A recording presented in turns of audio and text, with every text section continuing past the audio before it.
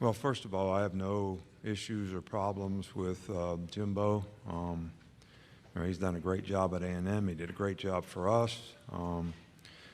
I always take criticisms or whatever in a positive way to self-assess me personally in terms of maybe there is something that I could do better.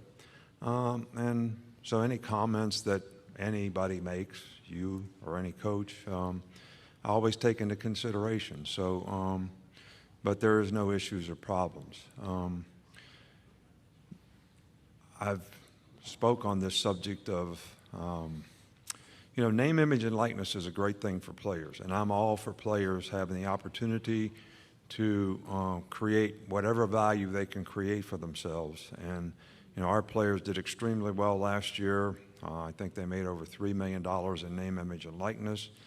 And but I do think that the concerns are, there has to be some guidelines that sort of protect competitive balance, in how we do this. And the advent of collectives has created a way for third parties to make contributions to marketing organizations who can create opportunities for players, which I think is a good thing. I don't think it's a bad thing at all. Creates opportunities for players. That's a good thing.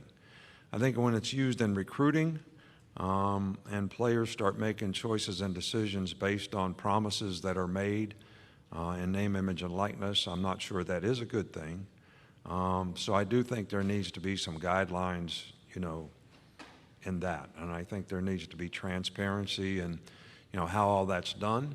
And I do think there needs to be some protection for players when it comes to people who represent them and third parties who are involved, people who get between, the money and the player, because those people have a responsibility and obligation to professionally represent the players in a first-class way. And right now we have no guidelines for any of these things, and I think that's a bit of a concern.